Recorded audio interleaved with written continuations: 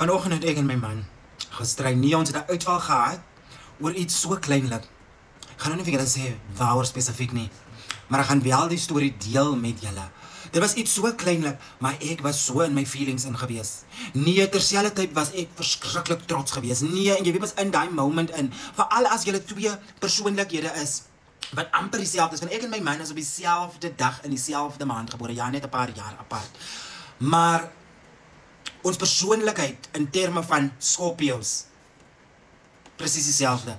Ons is trots, ons is hardkoppig, ons is eie wys. Ek dink ek ken alles en ek is reg altyd. Hy dink hy ken alles en hy is reg altyd.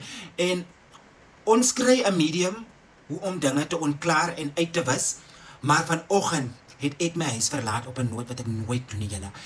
Ek dink ook wat bygedra het is die feit dat ek verskriklik oorweldig is by die werk op die oomblik. Ek is uitgeput, ek is moeg, ek is mentally, ek is fisies, ek is emosioneel uitgeput, dat ek nie die kapasiteit nog het vir enige petty nonsense nie. Enige iets, laat strip enige iets op hierdie oomblik. En ek dink ook is annual fatigue, like die year-end exhaustion, like ek is net klaar, ek is vodde. Maar dat ek julle sê, ek en my man chat met die hele godse dag, nee? Ons praat die hele godse dag, ons stuur vir mekaar jokes, ons deel goedjies, bemoediging, boodskapies en al die tipe van dinge.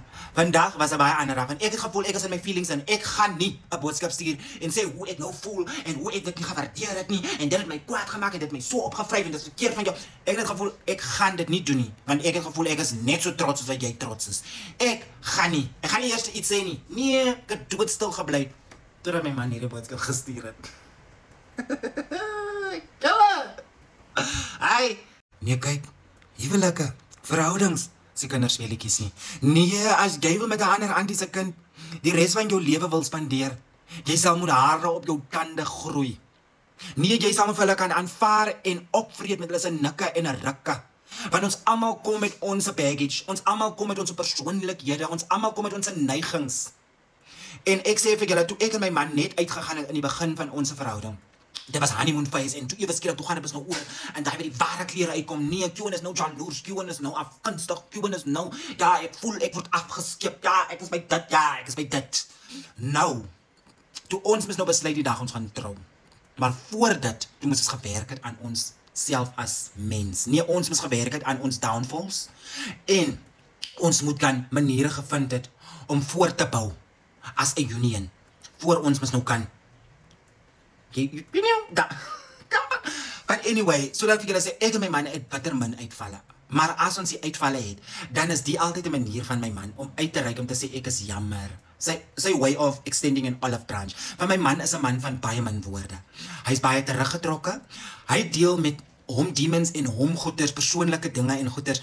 Hy internalize. Ek hou nie van internalize nie. Ek hou nie van goeters met fester nie. Ek wil dit nou head on. I want to resolve the issue now. I want to make my noise. I want to raise my voice. En ek weet dit is verkeerd, want ek is groot gemaak.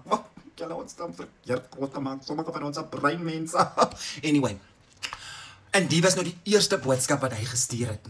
Julle. En julle sien mos hoe droë antwoord ek kom. En hoe droë antwoord hy weer terug, want hy seker, en toe smelt my hart weer, en toe sê ek maar net dankie met 'n hartjie. En toe ek moes nou opgekom tel word by die stasie uit nou huis toe kom. Dus nou lekker gepraat en lekker gegala en gegeil en die dinge uitgesorteer en so en so en so. Maar ek sê vir julle, hoekom praat julle nooit oor hoe moeilik dit is nie? Dit is moeilik. Al wat julle doen hier op sosiale media, julle post en post net oor jou honeymoon phase en die mooi tye. Huwelik is 'n baie mooi ding. Maar dit kom ook met harde werk.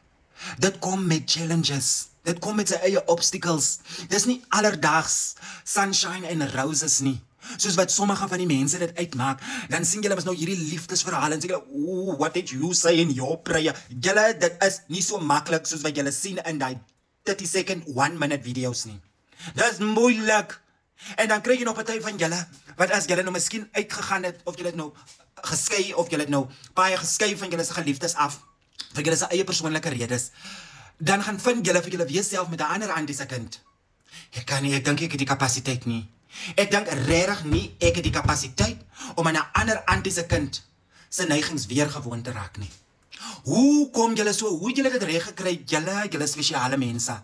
Daar's 'n spesiale plek in die hemel vir julle wat weer trou. Ja. And no judgment pass. I just have questions around it. Like, hoe kry julle dit reg?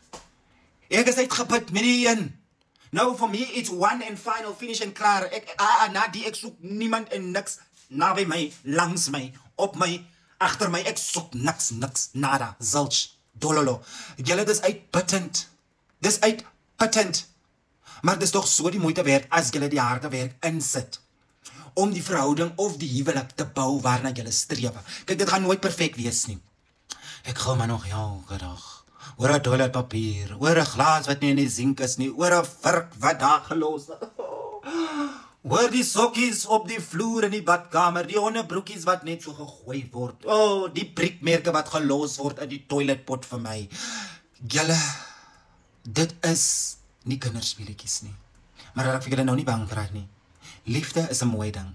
Maar weet net, dit kort terselfdertyd harde werk. Nee, jy sal moet die klippe kou. Jy sal me vir hulle kou, my suster, my broeder, jy sal me vir hulle kou.